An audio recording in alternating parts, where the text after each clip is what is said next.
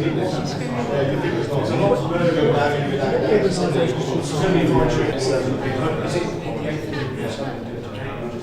so it's not. You're not.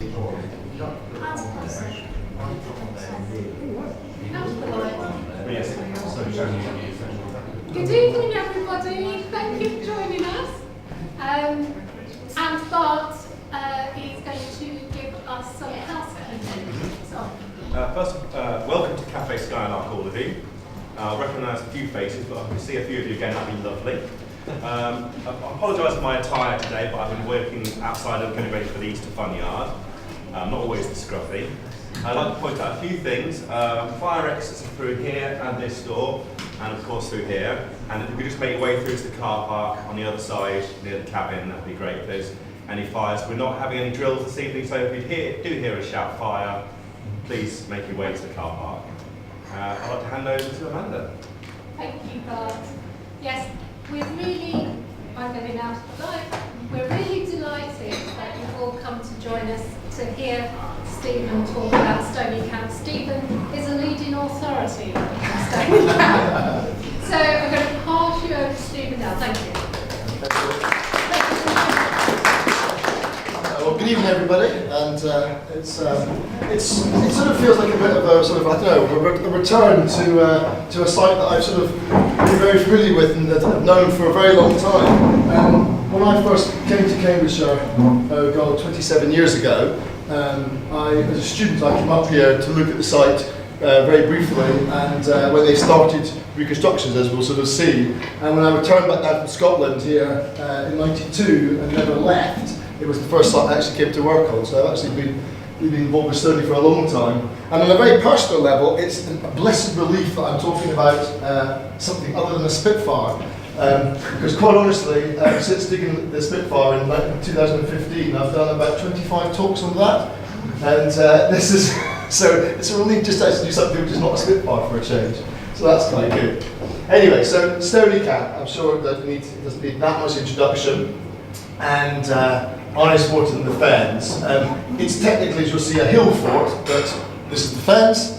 It's not a hill, is it? So this is Stonea Camp. I'm sure this is a familiar picture to you all, and this is what it looks like roughly today. It's also, this is important, what it looked like in the 1960s or before the 1960s, and that's something we'll come on to in a minute shortly. In very brief terms, Stonea Camp is, in morphological terms, is a multi-valet Iron Age hill fort.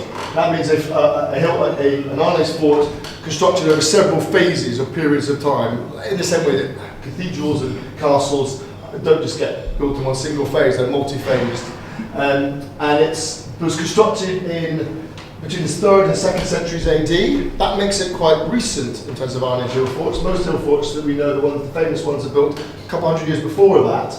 And it persists through, with alterations and changes right through until the mid-1st century AD, when it becomes abandoned, and it has its own particular entry into history with the arrivals of the Romans in the mid-1st century AD. And for those of you who don't know what I mean by the difference between archaeology and history, very simple terms, archaeology is understanding the past from what is left behind, physical remains, whether it be objects, artifacts or landscapes, and history obviously is what people wrote about the past and how they recorded it, and that obviously is a different way of looking at the past, but there's all sorts of different biases and different nuances.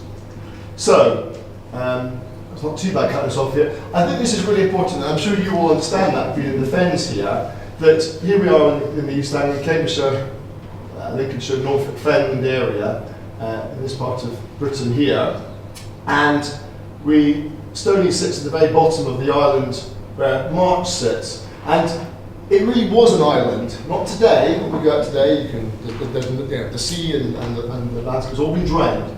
But in the Iron Age, when the camp was built, basically, you see here, these are the dry gravel islands where you've got March, that's down to Chatteris, over to Ely. This is effectively, I say the sea, but these are islands in the fen landscape. It's not like dry ground that we see today. And that was very much how the people who lived here, who built Stonea, would have seen the landscape and seen the place. Now, going back to the the picture at the beginning here, Stoney sort of first appears amongst the archaeologists and their interest when Cyril Fox, who's a sort of very well-known, famous local archaeologist, visited the site in the 1920s, and he says here, it's an almost wholly ancient pasture with no difficulty derived from preservation. There are so few large earthworks in the fenlands, and so little is known condition of life early. And basically, he was coming out here, walking around the fens in the 1920s, and there were very few archaeological sites that were pasture earthworks physically above the ground. And he makes this comment in the 1920s. Unfortunately, what happens after that, as we all know, is this. And so the Second World War comes along, and Britain enters and obviously fights the war. And I think it's something like, I'll be corrected here, Britain relied upon over 70% of the food it ate to come from outside of Britain at the start of the Second World War, despite all the things that happened in the First World War. And obviously, yeah, we came fairly, it's getting close to the start of that. But the point was that as a result of the Second World War and the government policies that followed the Second World War, there was a huge push to convert all sorts of land into arable cultivation to produce more food, to make Britain more self-sufficient in food. And so as a result of basically the Second World War and things come on that, farmers were given money and Stoney was effectively ploughed flat. So what happened, obviously, was a lot of very important archaeology was lost. And by the 1980s, if you were to be up in the air, that's March in the distance here, here's Stonea Camp, and all that is surviving of the camp, you can see the soil or crop marks, soil marks, where the banks and ditches of the shape of the camp sit, with a few banks still surviving along here, and you can still see these today.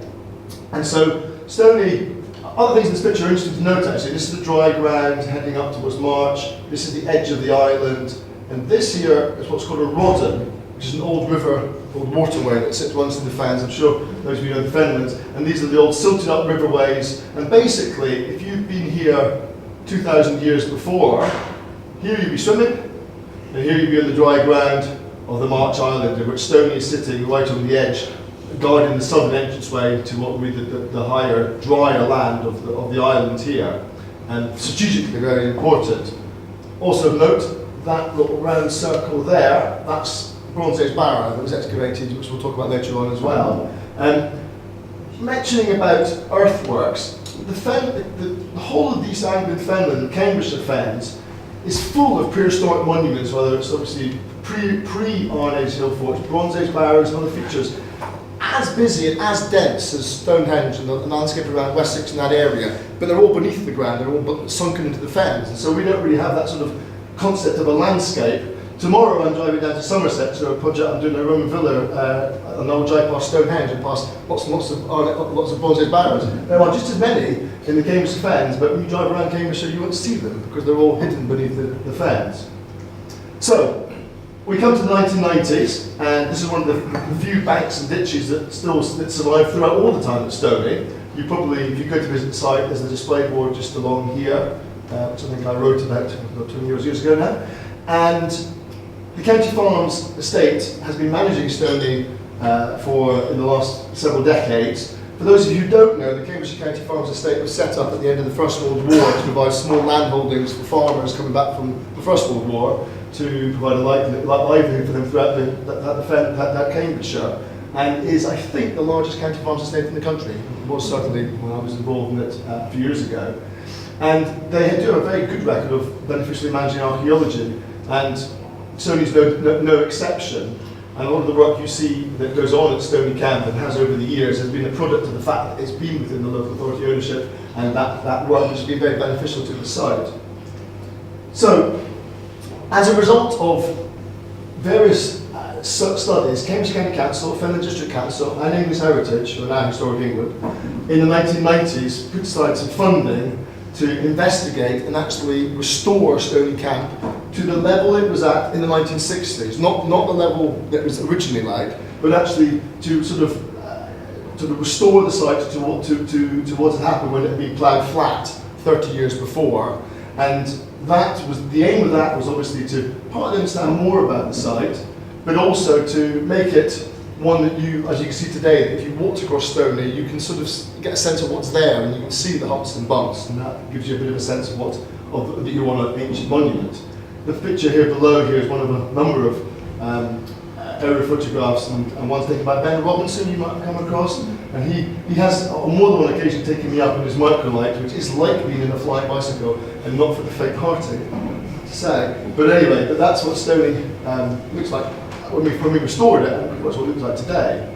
But we were doing small-scale archaeology in the 1990s, and we'll come back to that in a minute. So, to put Stonea into its context, here we are, again with our map here, our terrain model of Cambridgeshire, Highlands. I'm Scottish, so the idea of Highlands, I've been in Cambridgeshire for long enough now that a small rise I do now appreciate in the way that I didn't when I first came here. But what's important with Stonea is its political sort of overlap as well. Here we are again, the island of March, and these are the Iron Age tribes that we know who were in this area. We obviously have the Iceni in Norfolk and Suffolk, who are pushing into the Fenlands here. Trinobantes, major tribe in the south. The Cataboni, who were the largest Irish tribe in Britain or England, Britain as well, and the Cortalavi up in Lincolnshire area. And Stonea is very much thought to be an Iceni fort that was partly their expansion into the west. And you can see it sits in between these three major tribes here. Now, just one note of course, and we'll return here. These are the names that the Romans called the Iceni and Celtic tribes who were living in this part of the country. We don't actually know what they called themselves, and they didn't write anything down. But those are the names that we use and we carry on using. But that's something which we don't know entirely certain on. But that's the ones that we use. And Stonea here is actually in a really strategic position, and that within this Fenland Island here, and in the same way today, all the major places in Cambridgeshire, Peterborough, Manchester, Cambridge, Ely, Chatham and stuff, they're all sitting on the topography and the relief. They're very significant, and that's true in most places across the country, to be honest. But here, water is the key. So, before the Iron Age fort even existed at Stonea, it was actually a place where you had human habitation for thousands and thousands of years before. And again, we return to this picture here, just simply because, irrespective of the way we see it today, up until the draining of the fens, it was on the gravel island. Everything else around it was going to be wet, fenland, flooded. And so therefore, it has always been, this location here up towards March, a prime location for where people would want to be living and need to be living. And the various archaeological investigations that we have done here over the years have produced evidence of occupation on the site.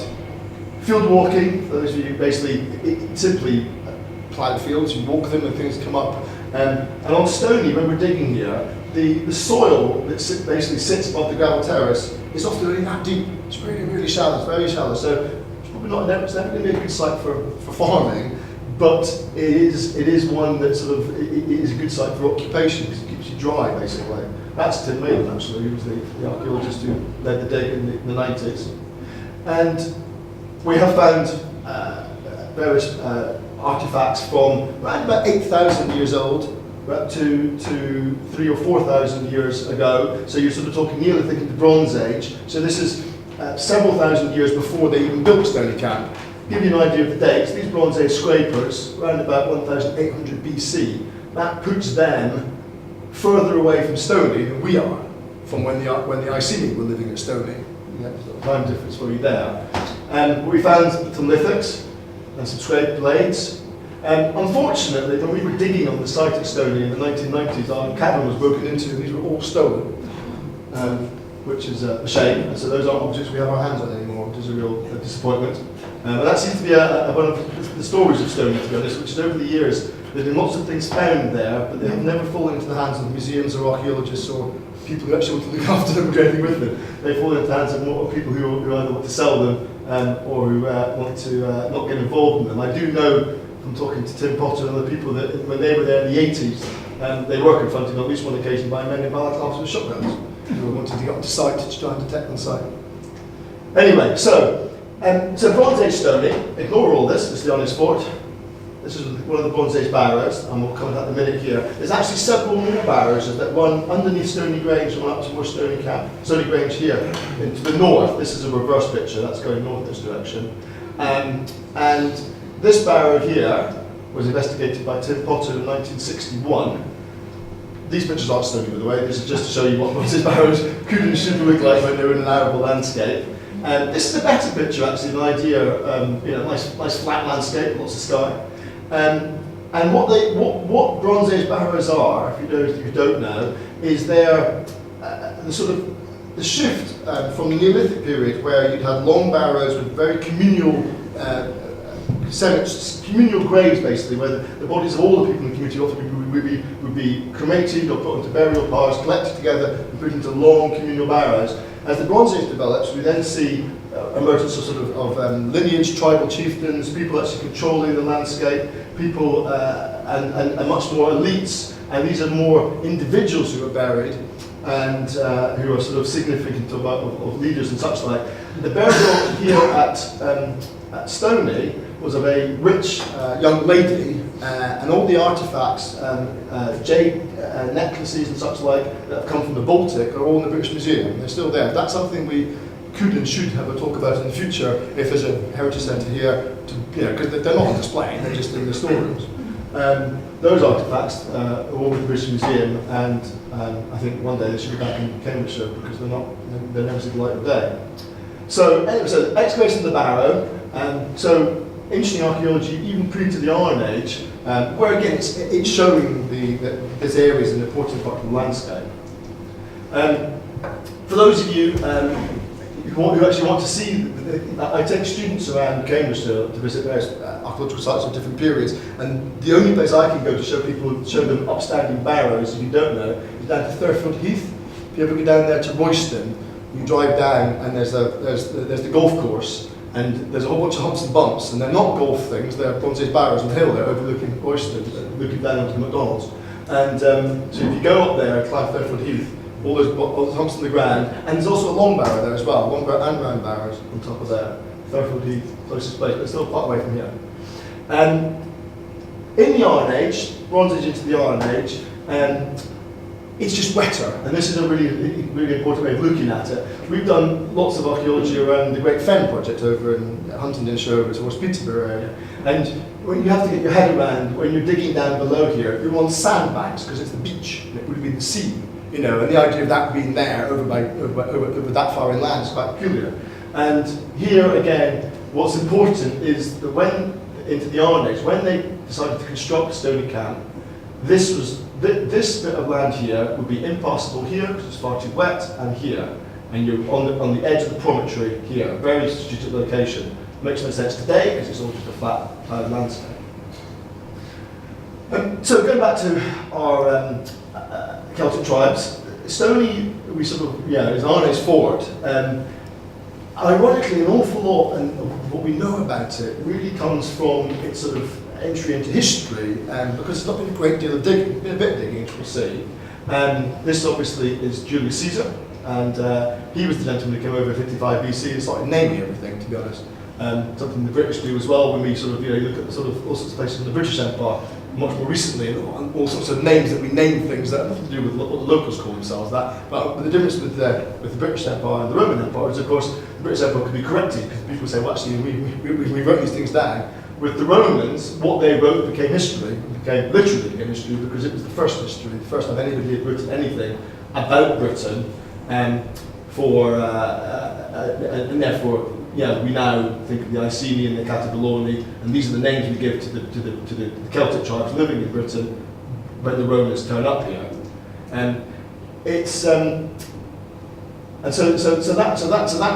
That's significant, but it's also when you think about the nature of the relationship between the Celtic tribes in Britain and the Romans. It's worth noting that the Roman invasion of 43 AD isn't just like the day before there were free, peace-loving Celtic tribes in Britain, and the day afterwards the Roman turns up. Britain was drawn into the sphere of Roman influence for 100 years before the Romans turned up, and it was an inevitable consequence of the politics of the superpower effectively over the Channel. And as you, in the sort of 50 or so years before the Roman conquest, various kings and rulers of these tribes who would be minting coins, imitating Roman coinage, and the Roman Senate was determining who were kings of some of the Celtic tribes 50 or 100 years before the Romans turned up here. They were arbitrating on disputes between chieftains who had fled from the Atrebates to Rome to seek Roman authority to point. So the Romans were, and one of the major things that the Celtic tribes were doing in the 100 years before the Romans came here was selling slaves, for example. You know, the Romans didn't invent slaves. They were all over the Celtics were happily would use slaves, and so they were no more enlightened than anything else was, shall we say. So this sort of inevitable, you know, being drawn into the Roman thing, something which is also worth knowing about. And as we come to the Iceni, it's always worth thinking that when the Romans do invade, the Iceni collaborate with them. You know, they actually help the Romans conquer Britain. So that's always something that I think some people forget when we think about Boudica. So, Arnes Hill Fort, and I use that, I think it's worth saying here, because Stoney is an Arnes fort. And if you want to see the sort of famous Arnes forts in Britain, you want to go to Wales and to the West Country and to the southwest of Britain. Here's just a couple of examples. This is the very famous one at Old Sarum, which is just a fantastic example of different periods of archaeology. So you have a Bronze Age ringwork set up for the moon and the sun and the stars. It's then converted into a large Arnes Hill fort that then has a Norman Motte Bailey castle built in the centre of it, and then a cathedral built on the side of it there.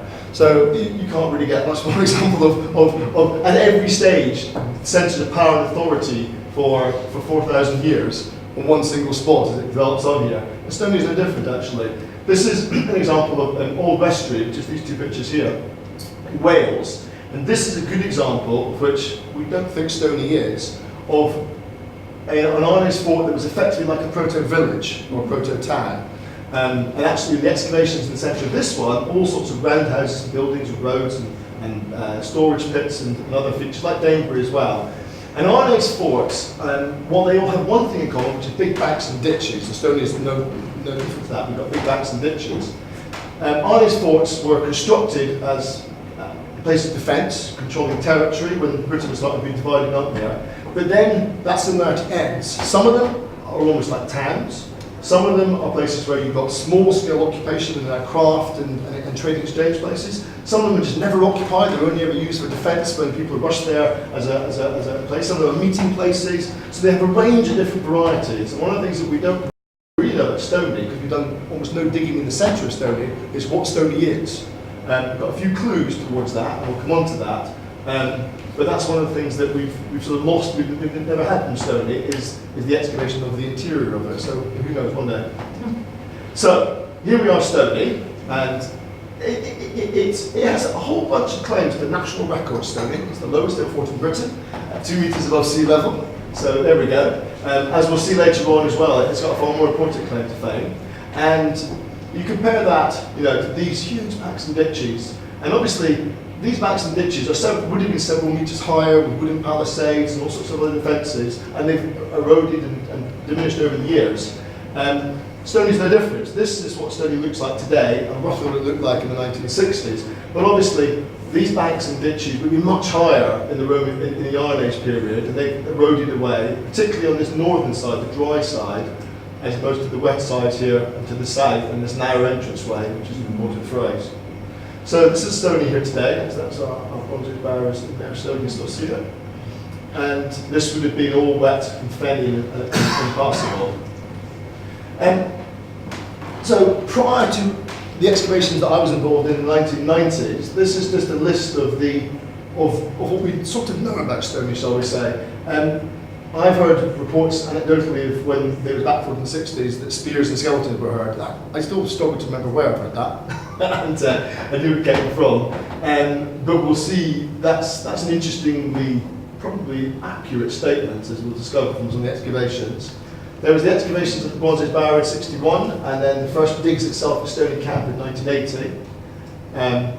David Hall, if you may come across him, those of you who've looked at some of the landscape things, he's been one of the most important archaeologists working in Britain in the last 50 years. and he did a huge survey of the entirety of the Fenland, Lincolnshire, Norfolk, Cambridgeshire, and his documents looking at air photographs, field walking, still today are massively important. And he identified, I think we've got the statistics here, just some stuff that he identified around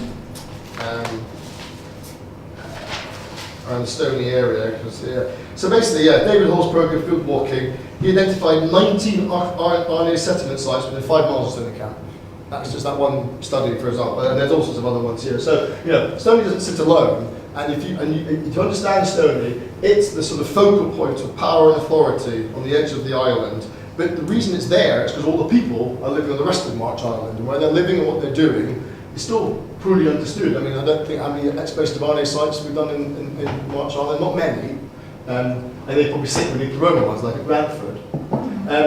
British Museum geophysical work and phosphate surveys, and this is geophysical work that was done in the 1980s.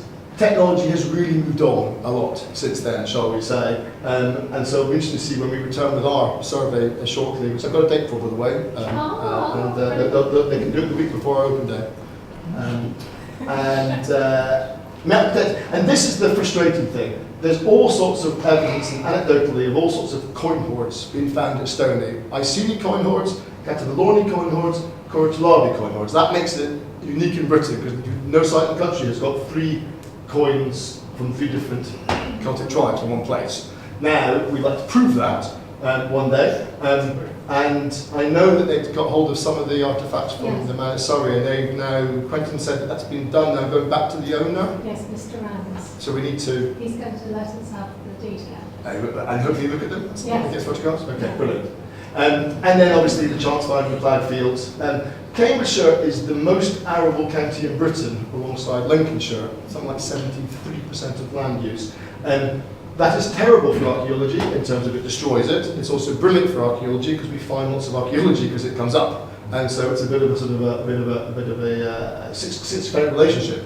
And what also makes Cambridgeshire it's the busiest county in Britain, Cambridgeshire, for archaeology because of the scale of development. At the moment, we are part of a team of 250 archaeologists on the A14 right now, who are keeping you all delayed when you're going up and down the A14, and we'll do probably for the next many years, I suppose. And that's the big archaeological project that's ever happened in Britain, that is a precursor to HS2, which is going to be even bigger. But so Stoney. So these are the various things, and that's Stoney has been a scheduled monument. It's protected by law, and therefore it's not to be dug. So it comes under all sorts of things, which is great for it. That's why it still survives here today. But it also means that our chances of digging and investigating that are often a bit limited. So in 1980. Before we returned to dig Stoney in 1990, that trench across the bank and ditch here, and this little one here, was the only digging that ever happened on the site by archaeologists. Again, to orientate yourself here, I think you mostly know what the shape of Stoney is. Stoney is this sort of triangular shape with this sort of bigger bank and ditch around the outside, and then all these various different phases of ditches that are added, which we'll come on to in a minute. But basically, the people who lived there over hundreds and hundreds of years, various generations would just add to the monument. Partly, I think, they probably see it as part of their duty. The people live in there, and they're constantly adding and adding to it. And the excavations here with Tim Potter, whose father, I think, was head teacher at Neil Way, wasn't he? And so the Neil Way School has always had a long involvement with there. They were involved in our digs in the 90s, and I think they're going to be involved against now. So it's lovely that little connection. But very small scale excavations in here. And as a result of these small digs, he came up with a theory of sort of 3 phases of the camp constructed, which we sort of in the end had to change in the 90s. This is incredibly nice and neat and tidy, and I think almost when you look at these old pictures of archaeologists in the 60s, their sections are neater than ours are now, as we have to go through a much rapider pace. But here you can see, this is the sections going through the bank and ditch, showing the bank, the ditches are identified in here, and these are these very detailed hand-drawn records that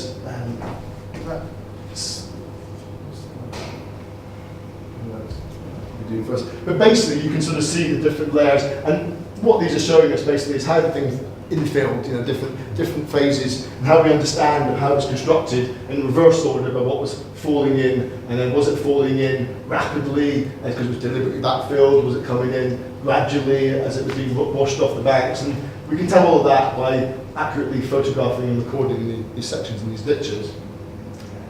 So we go to the 1990s, so when the decision was made to reconstruct Stonea following some investigations, and in the end we then excavated a further, so what's that, 28 more trenches across the site, with the two dug before 30. Even with those 30 trenches, as you see they're quite small, we have probably not investigated more than, I don't know, 1% of the entire site, if even that. That's the figure worth keeping a handle on, given what we found in the trenches so far. So very little has been done, and they will be focusing on the banks and ditches, which is what gives us the information about how it was built and constructed. So we were going to Stonea in the 90s, and you can see here, actually locating where we put our trenches wasn't too hard, because of the soil marks that sort of show where the banks and ditches are going through. I say soil marks, crop marks. Basically, you've got a bank, you've got a ditch, it's then got material filled into it, and the moisture differential between either what's in it or on the outside is different, and that's how these things show up in either dark lines or light lines. And if you get up into an aircraft over Cambridgeshire, or go into Google Maps and look at any site, and you go to the Google Earth, and you go back, you pull the ruler back, we find all the time archaeological sites will appear on maps all the time. We got a project in our office that comes through. My colleague Richard will show it to Google Maps, pull it back in time, and you will see all sorts of archaeological sites just appearing on your computers. You can do it yourselves. Cambridge also has QCAP, it's a big photographic library. So all this information. So and you can see here, I mentioned 28 trenches, but when you think about how small each little thing is across about 8 hectares, you then begin to realise how small the things that we've actually been digging are, and therefore how much more there is still to find out. I hope you can see here, or even on the ground, you can see the light and the dark. So on the ground, you can see banks and ditches that run across fields, and that's hence we're marking them out here with our posts to mark out where the ditches are running. So, excavating trenches. You can see here once this trench is opened up here, not a very straight one, but basically the dark fill of the ditch, and then the lighter gravels and clays on the outsides, and then basically the ditch runs through here. And that picture here shows all the trenches that have gone through Stonea. But if you think about how small those that is, I mean, for example, some of the sites that we're digging on the A14 at the moment, we are entirely stripping 50 hectares of land and digging it. That's an area of 5 times the size of Stonea Camp. Archaeology. So, so this is the site here, it's a big site, but a lot more. And interesting enough, that trench there is where we've got some of our skeletal remains from. That's the only trench in the centre, which we'll talk about shortly, which we've actually done some investigation in the centre following a feature we knew about. As you can see here, and I'll show this to Alex who does some archaeology, this is the 1990s. We were digging these things by hand ourselves as opposed to the machines. Now, we're digging a big site at Saltry at the moment. I've got a machine company on site there. They basically only work for archaeologists now with their plant and their machine companies. And when we were talking to machine companies 30 odd years ago, they'd never done archaeology at all. A lot has changed in terms of that sort of work here. So this is us, narrow trench here. Please ignore all the health and safety things that you will see shortly. Again, I did features here, winter season. That picture looks lovely. It was absolutely freezing because this is nowadays we're all in our high-vis yellow jackets and waterproofs, and there we're in t-shirts and jeans. So we had a season in 1990 in the autumn, in the winter, digging up big ditches, and again you can see here a big ditch. Again, this is the banks and ditches that the iron cap here, and this very dark fill here, which is excellent. We'll take samples. We'll just look at the pottery and the shapes. We'll take samples of pollen, plant macrofossils. Look at the snails, and basically that feature here had water sitting in it for most of its time, so it was a water-filled ditch in the Iron Age. So this is us, big ditches to here. Still water in some of these features, and some of the features there still have water in them, which is good for preservation, obviously. Again, very narrow ditch. We would not get away with doing that nowadays. And and again, you can see just the various different banks and layers, and all of this is what just gives us the information about how we understand the phasing and the activity on the site. And as we started digging, we realised we're coming across a lot of skeletons. And you can see here the small part of the skull here. That's Ben Robinson, who's works for Historic England nowadays. Narrow areas here. Again, you can just fit in there. He's a big guy actually. So and that was a small skeleton here of a child that we found. And there was skeletons of adults and children in the ditches here. I think as we'll come on here at the moment, I think 4 of the 28 ditches we dug so far had skeletal remains in them. If you want to start doing the mathematics about how little we dug and what's coming up, you then begin to realise there's got a lot of bodies or remains of people who were living on the site still at the site. And this is the skeleton of, this is actually one of the most important artefacts that has ever been found in Cambridge and North, and the fact it's not in the museum is quite frankly amazing, and I keep saying to the archaeologists in Cambridge they should be taking it, but they're not. This is the skeleton of a 4-year-old child that has had its head cut in half by a sword. Here today. Got it! He's got it! I love this stuff. So, Isn't it so? it's it's dated to about the mid-1st century AD, which would be, as you said, a date, and obviously this is, and it's interesting actually, you know, it's only known as a stony skull. When we excavate archaeological sites, most skulls, skulls you dig up will get a name, and that's a good thing really, but no one's ever named this one, I think partly because it's such a sad story, to be honest, among other things. But I'll let people have a look at this closer later on. But that is... You can't tell which sex. It's too young. Too young. Too young. If it was a couple of years older, you could. But that is, that's the stony skull here. So that was a skull. So the skeleton was just discarded into a ditch, and it'd been a sharp blow. Basically, your skeleton doesn't have that. And you'll see there's a bit more information. That's a very young me, by the way. I'll start putting it in there. And excavations in the summer of 1992, again, very sandy, silty fills, all the water here, and not sort of uniform we now wear nowadays on archaeological sites. And again, you can see these are the big ditches on the side, on the fen side, so this is all the water is all inundated through, and giving us all sorts of paleoenvironmental information about the very big ditches on those sides here, because they're also keeping the water out of the camp. And again, you can sort of see multiple phases here of the detail. You see each of those lines there, there's all the various layers here. So sometimes it can be a painstaking and slow exercise, and generally you only get this type of detailed information when digging phenomenon sites, and you won't get that on more dryland sites. So the evidence that the site like Stonea contains is amazing, and not something that you normally get. And this is looking towards March, and you see some of the scale of some of the ditches get really, really big. And if you walk around Stonea Camp, the ditches on the northern side are much bigger than the ones on the southern side. And that's no coincidence, because basically the northern side was the dry side, and this is where one of the big entranceways, that's just to give you an idea that basically you'd have had big ditches with a big structure over there, and the big main gate going to the north. And the defences to the south, on the wet side, are much, much minor and not nearly as good, but it didn't need to be because it is defended by the water, or was until it got drier as the end of the Iron Age, when the water started to recede and the landscape dried out. So these are the big ditches on the northern side, again showing us towards March and the dry lie side of it. And this, these fields here, since the paleoenvironmental evidence, very little evidence of cereal crops. Most of them keeping animals. Even at this sort of period, not doing widespread arable cultivation at that point in time at Stonea, that information wasn't coming out of the mountain ditches. And more skeletons. So we're finding more skeletons on the far side here. Again, this is an adult male. Again, not really buried as such, more just into the ditch on those sides there. So our excavations at the end of '92.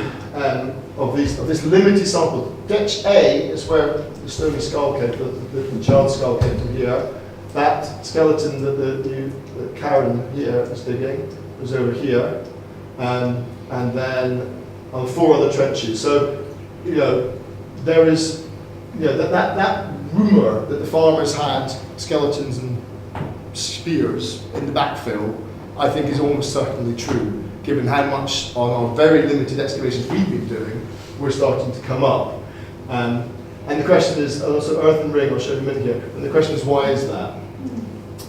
So, our multi-valley fort also, it's interesting, in terms of the excavations, they're able to date, carbon dated, but also stratigraphically. What I mean by that is things that cut above things, basically, that's early or later. That when Tim Potter originally came to date it, he just assumed, I think, that the earliest thing was the middle one, and it grew out.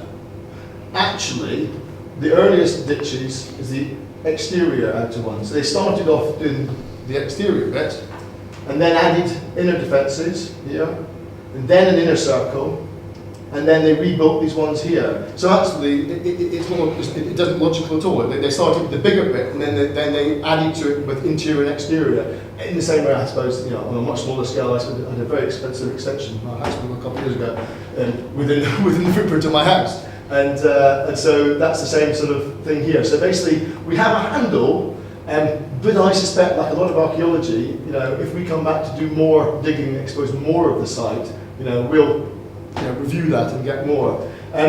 You can see here from aerial photographs, there's a suggestion of earthen ring here, one here, and this is the only one that we've dug. These black spots, Tim Potter recorded as concentrated pottery scatters, but none of these things have really ever been investigated. You can see here all our investigations to date are on the outsides within the banks and ditches. So hopefully our geophysical survey, which will fill in all of this, will give us more information and we'll get something really quite interesting.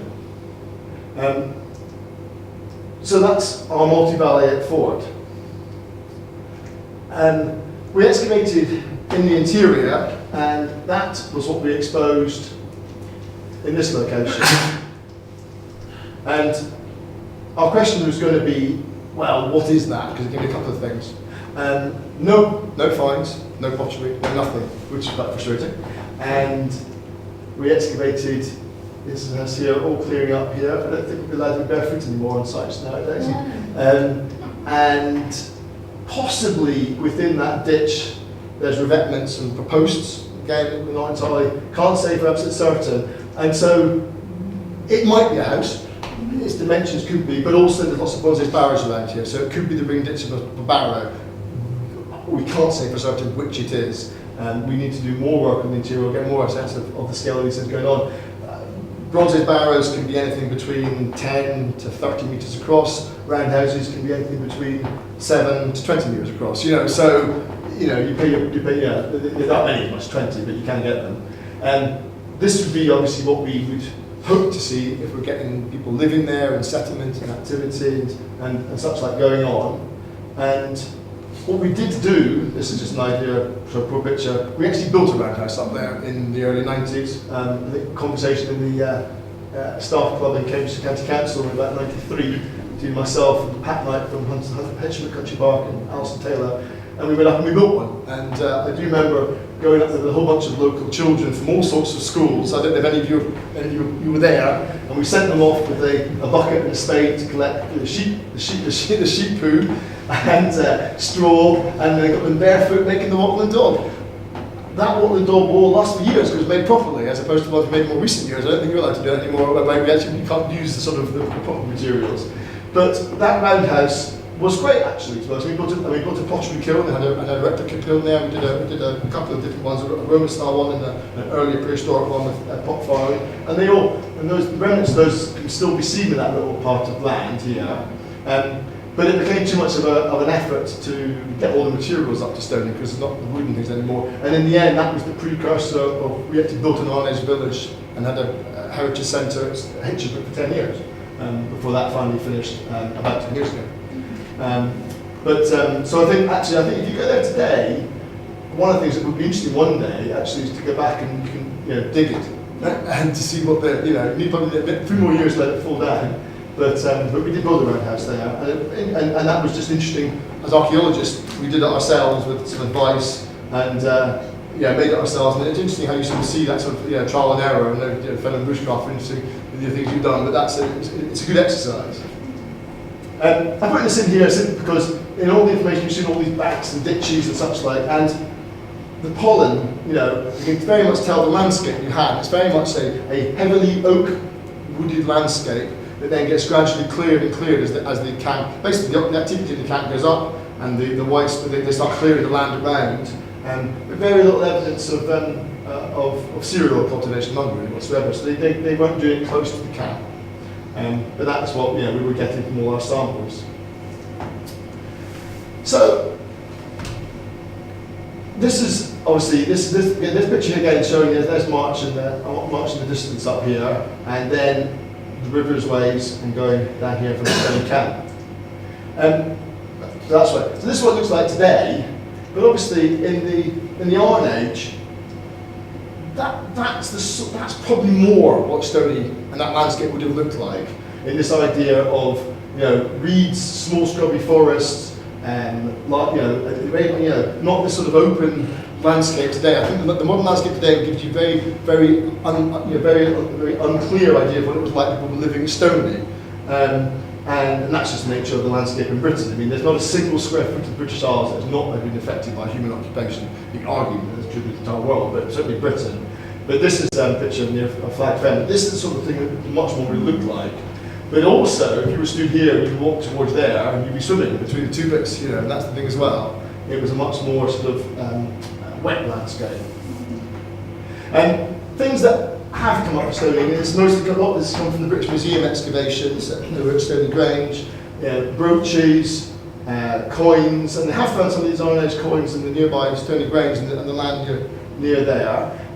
So you have got these Colobian status, Catalonia coins, gold coins, Celtic ironies, brooches coming from again just to the north of Stoney Grange, and this I think is one of the quandaries, and something I think would be great if we could try and answer this, because there's the records we have here say that we have coins from Catalonia. This is the famous Colobian staters. The Cortalavi gold coins, again, each of these tribes, the horses, the ears of corn, these are all coinage, not in the way we understand coinage, and this is the Iceni ones, in as much as the Romans introduced coinage properly into Britain in terms of taxation and taking the money out of the pocket to buy something.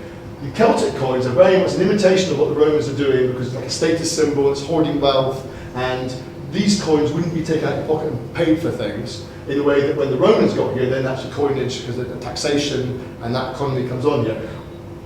Things that we said is we're all paid in salaries today because of the Romans valued salt as incredibly valuable, and salt comes from the Romans, Latin saline, and salary is the reason we're paying salaries today, because the Romans paid their soldiers often in salt, because that was more valuable than things they could give them.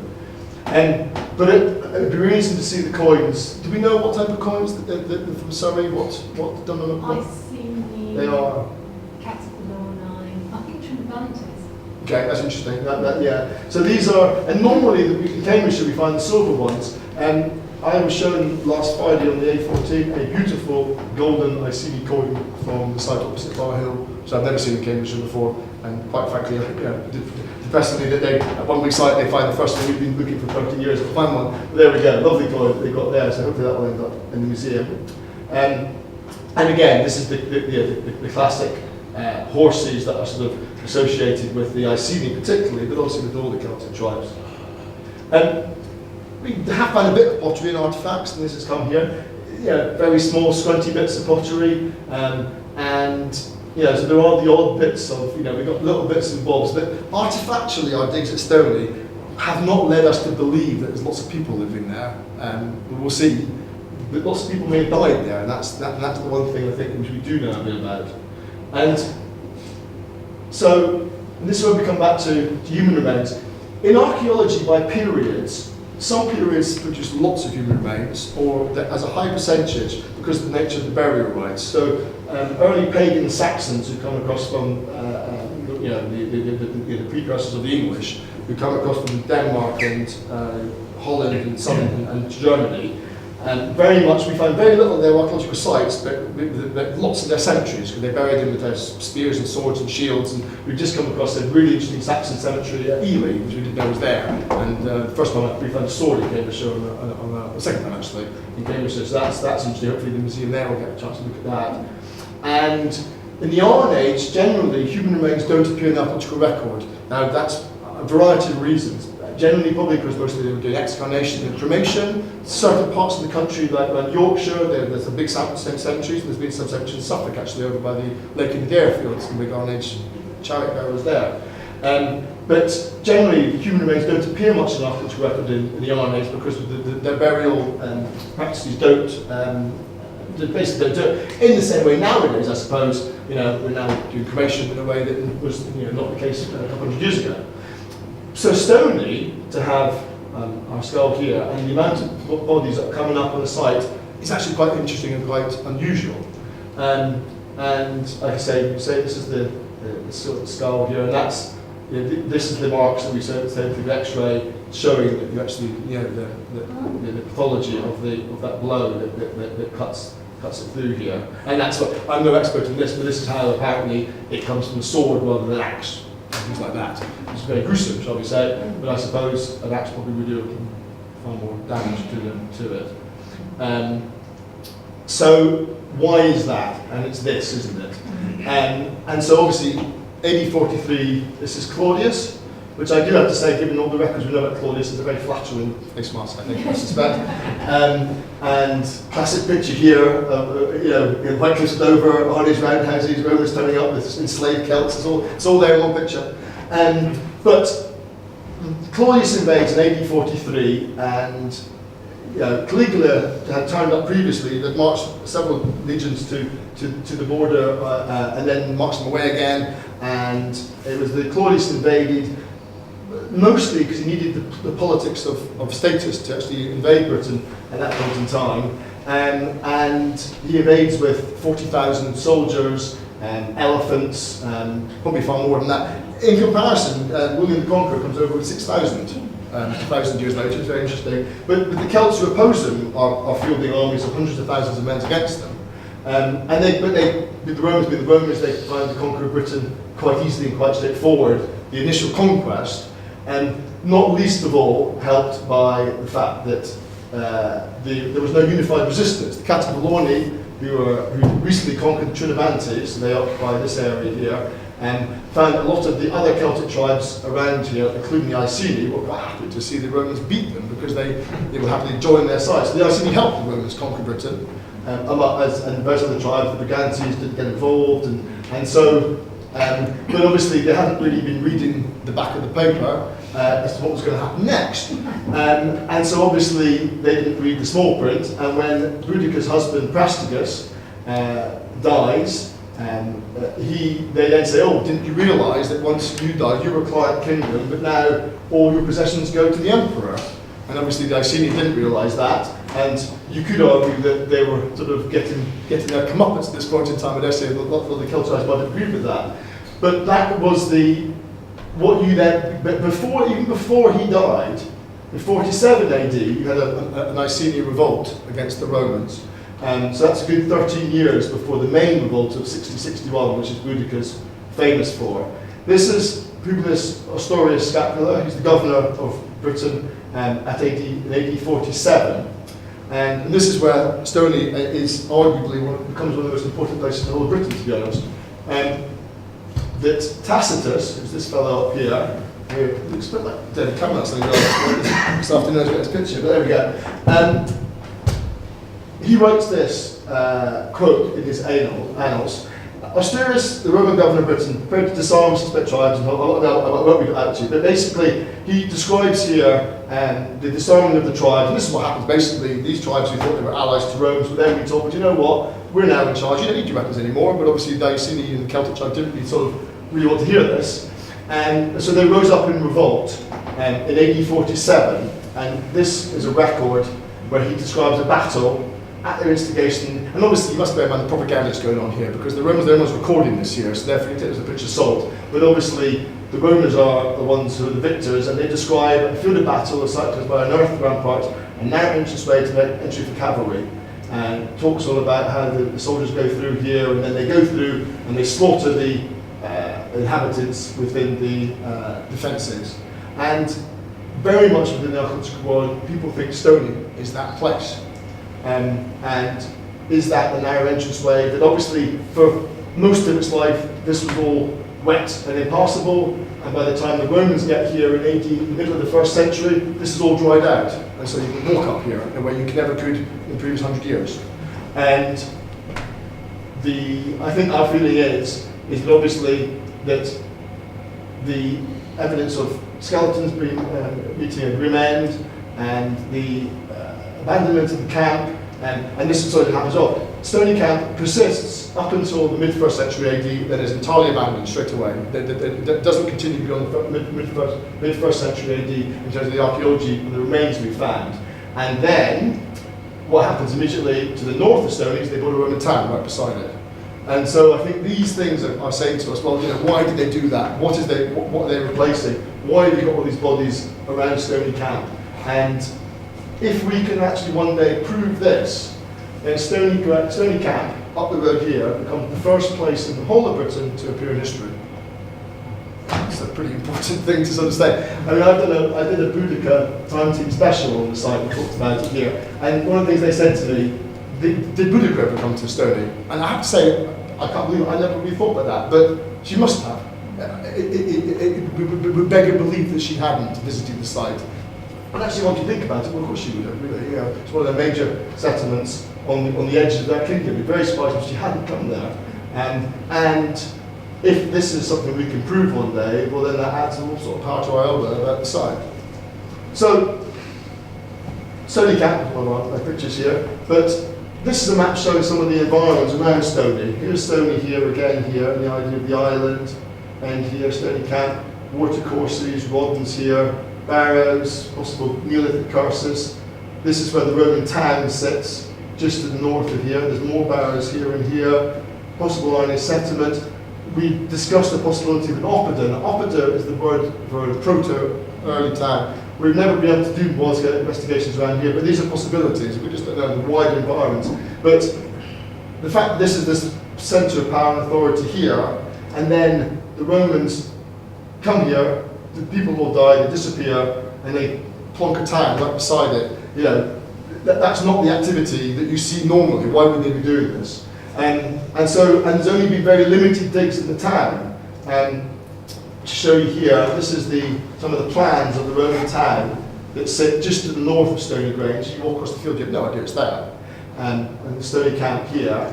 This is just a couple of the plans. That's one of the plans of the dig, showing the streets and the ditches and the drains and the buildings and the walls. And all these various remains of archaeology all under the farmer's field just to the north. Now, none of this is scheduled. This has got lots of archaeology in it and will tell us a story. And there's Saxons on top of the Saxon settlement on top of the Roman town here.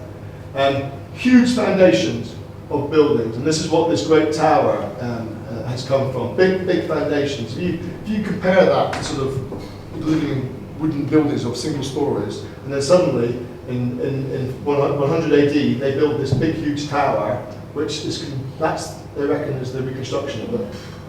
So if you want to compare, your roundhouse goes like that, and that's all you've seen all your life, and then suddenly there's a 40-foot high building in the fens here, much like the way the Normans would stick a castle, dominate the landscape. But this only lasts 100 years. And this is a map of Stoney Grange, the streets and the houses, all that is lying there, not having done much digging on it. Do you know, Stephen, when I think of the administration centre, I imagine Ely Cathedral, how that's how I... It's a possibility, yeah. I mean, and let's face it, medieval churches occupy multiple roles. I mean, in the fairness, Ramsey Abbey is often in pictures as important as Ely. We can't find the building. Imagine a building the size of Ely Cathedral had disappeared, and that's only 500 years ago. Yeah. So absolutely, something that big and that huge has gone. And the reason that the Roman town doesn't persist is because Roman towns are economic things, And it's not, there's no economy there for the Romans at Stoney Grange. It's not a trade union, it's not a marketplace, and so it's there simply as a symbol of status and power and authority, and has formed the basis of a lot of debates about an imperial estate in the Fenland, which has never been proved or disproved. I'm sceptical about it, but we'll see. But that is the building that's there, and it has a direct link to Stonea Camp. And which brings us to today, really, just where we are. This is what Stonea Camp looks like today, I hope. And I don't know if that board's still there. I don't know if that's one of the early boards. And this is this narrow entranceway for cavalry. There is one of these. Looks like these ones here. That is, if you're interested in more information, that is the best thing for at the moment. And that brings us up to the present day, really. We've done nothing to further our knowledge of Stoney since we finished digging there in '92. We'll go out shortly and we'll do a drone survey and some more geophysics, and hopefully this is the start of more investigations that will find out more about what is really one of the most important sites in the country, but is so little known about because of its sort of relative obscurity. Thank you very much.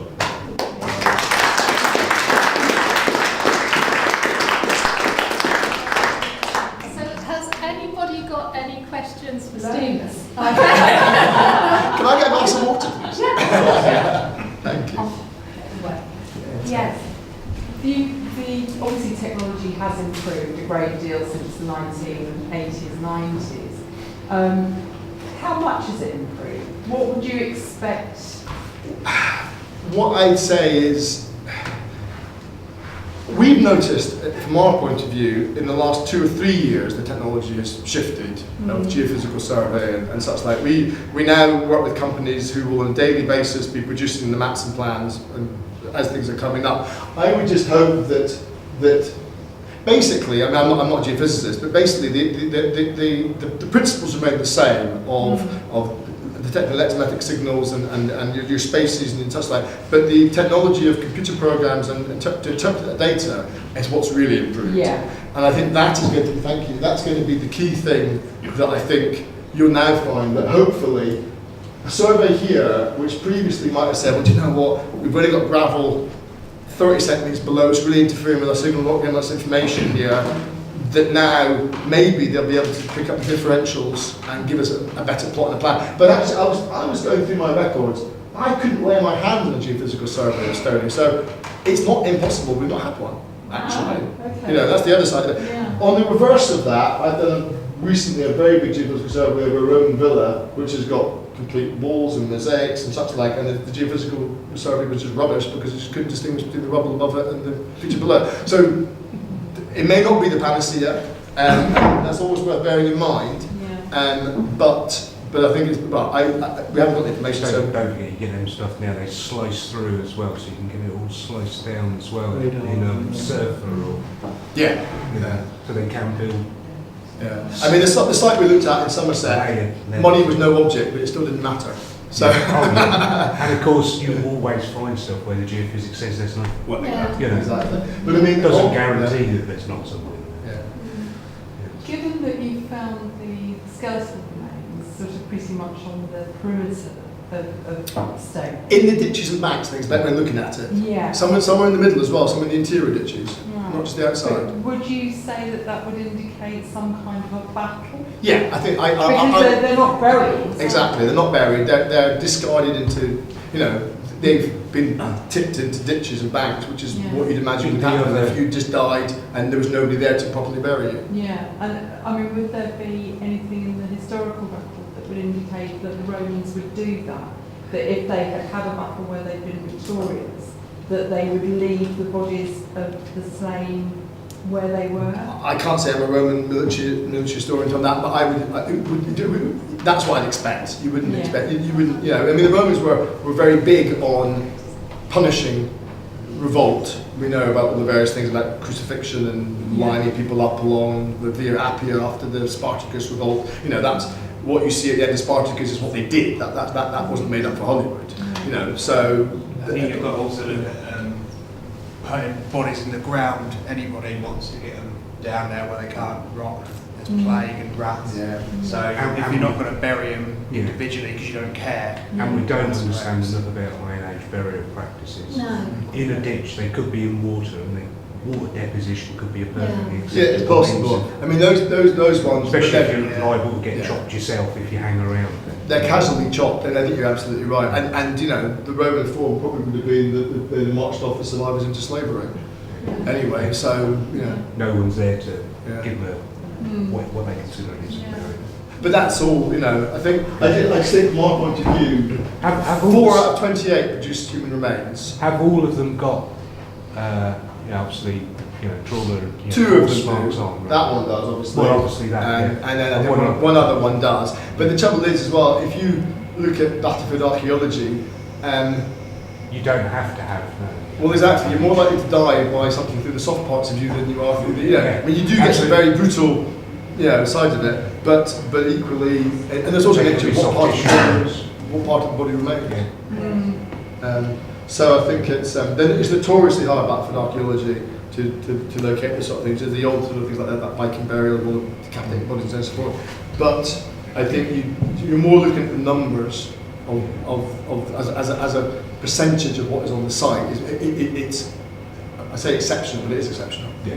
I.e. 4 in 1%. 4 in 28 from a sample of maybe 1%. Yeah, it could be You start doing the 100 mathematics on that. Potential. You're talking hundreds theoretically. So when they built the town afterwards, was it a fortified position? Right. Did they No, not- it wasn't walled or fortified. I mean, the Roman towns, it didn't last very long. Roman Cambridge, which was never that important, didn't get a wall until the end of the 4th century, when you had major reasons across the empire to fortify. Yeah. But an awful lot of the Roman towns weren't walled because they pacified the country, and the defences are the auxiliaries and the legions, and the walls become a construction of walls. Is actually a bit of a symbol of almost the decline of the Roman Empire under Hadrian and Donald Trump as well. But it is a sort of, the Romans were at their best, and when they were expanding and being proactive, and therefore the idea of a wall is actually why do you need a wall? Yeah. But the wall around Cambridge is built almost certainly because Cambridge is a Saxon shore fort, which is hard to believe, but because they're sailing into the Fens and raiding it, and it's a tax centre. I was just, I'm just wondering, how much would it? Obviously, they wouldn't want this fort on the outskirts there, and they wouldn't want anybody to occupy that. Would they have destroyed it? The walls, they sort of slightly defensive, so we say. But I mean, if you think about the Stonea Camp is a very small earthwork site. The biggest Arnese fort in Britain is Maiden Castle, where and the Roman general name will come to me in a second.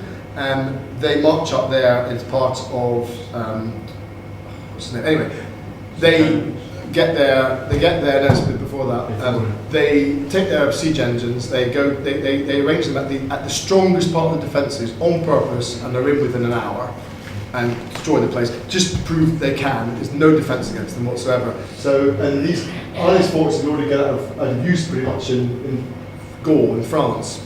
Several years before that. They build a hill next to the fort, and they put the ballistas up there and just send it's- bolts into you until they It's- basically...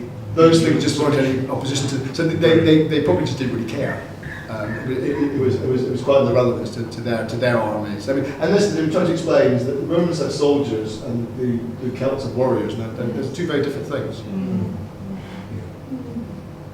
I mean, the British Empire repeats the same thing 200 years ago. You trained soldiers with machine guns as opposed to brave tribesmen. Can I ask, did you say that Stonea could be the first recorded town in Britain? Anywhere in Britain, not in just place, because that Tacitus quote is the first time.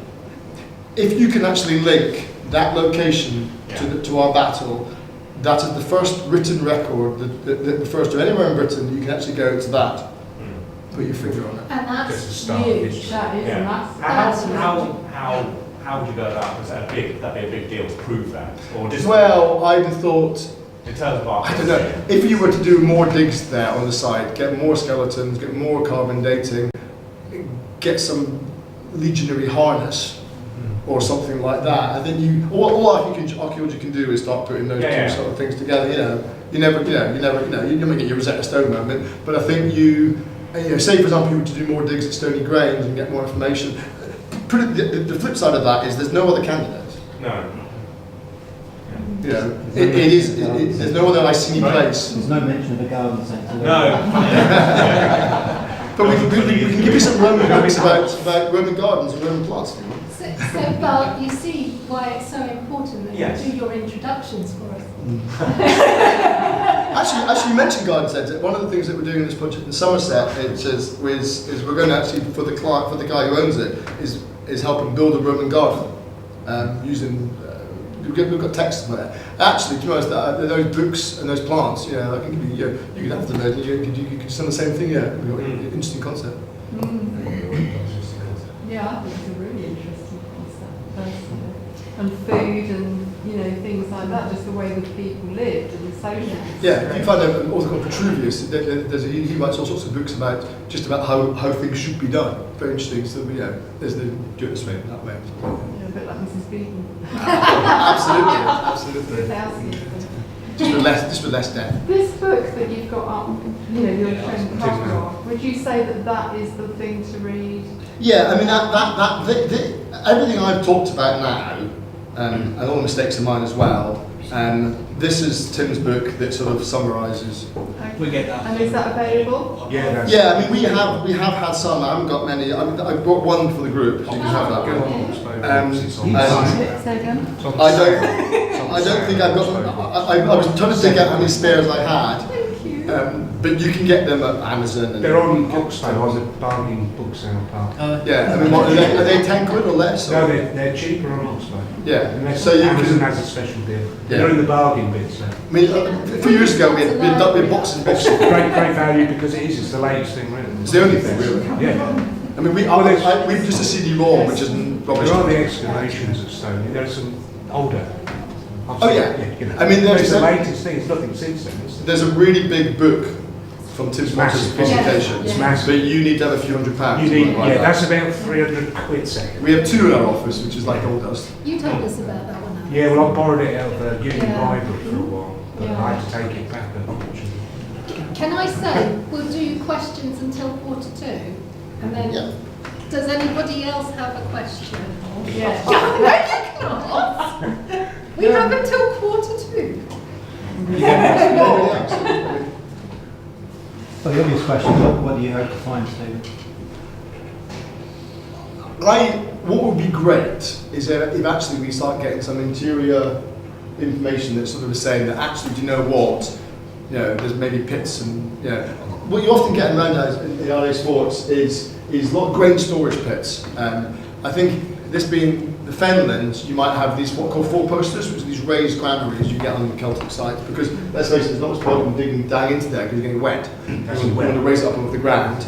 And what would be really nice would be to find some more coin hoards. That'd be fantastic because you get the signal. I suspect the history of Stoney is it's been protected too. But the positive is that is a few years ago, it was incredibly wet. Over by Abingdon, which is near Cambridge, and if you're at the Comfort Calf, which is quite well known down there, and detectives who've been detecting a field there, literally for the last 40 years, came across a Saxon burial that he'd never found before, because the circumstances were just right, the moisture, and he was just like, he couldn't believe it. He had a pagan Saxon burial on a site that he's gone over for 40 years detecting it, and they'd never put it up. So, what would be great is if you were to come across, I don't know, some evidence to say industrial working. They were actually maybe doing coin smelting or warps there, some coin hoards, more evidence of maybe round buildings and structures. That would be the ideal thing that we can then turn around to go to Historic England and say, do you know what? Let's have a look at this. So if we do find, and especially if we find Last question. evidence of the battle that we're looking for, can we expect there to be a large-scale excavation? I mean, most of the site. It's always tricky. I think we're far more likely to get a large-scale excavation on the Roman town of Stony Grange next door because it's not a scheduled monument, and there's a bit of a double thing here. There's one element of saying we shouldn't really be going and trying to disturb lots of dead bodies. That's the one sort of downside of the idea of trying to prove its position in history, because you can say, well, do you know what,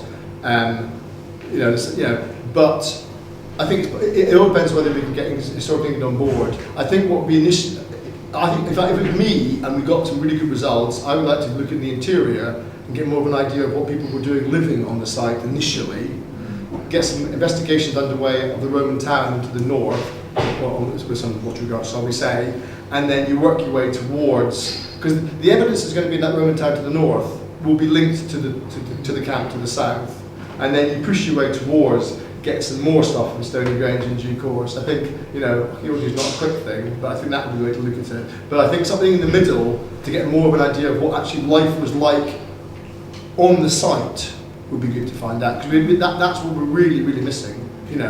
Yes, it's meant, and it'd be really good to prove it's sort of the place in history. It'd be really also good to prove actually what we know about what the life of the camp, which is very, very, very thin at the moment. So I think, but they're all good answers to your question. Okay, so thank you, Stephen.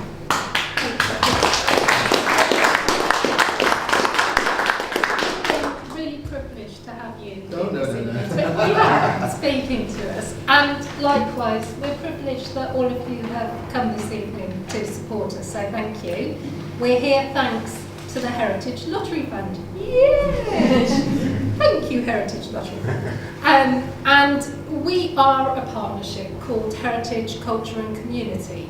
The partnership is made up of Oxford Archaeology East, Skylark Garden Centre, Fenland Bushcraft, Heritage 4x4, and we are working in partnership with 2020 Production CIC, who applied for the grant. The project is called From the Iron Age to the App Age, and the idea is that an app is generated for people specifically on this occasion at Stonea Camp that can be used in any heritage situation. And we're hoping to have the finds map, and people can go and find the finds using this app. That's right, isn't it, Tim? I have got that right, haven't I? Oh my goodness. Pretty much. Best so far. Thank you. If you want to know more about the app, please speak to Tim and don't come to me. If you would like to be involved in the group in some way, we are looking for volunteers. We have got open days over at Stonea, and we are going to be entertaining children and adults over there. So if you like working with children and would like to be a steward of some kind, please come and talk to us. Because we're dealing with children, you would have to complete a DBS. But please do come see me, Ross, or Alexis. And for now, I'm going to leave you all to do a bit of networking and finish off the food and go and get a drink if you like one. So thank you.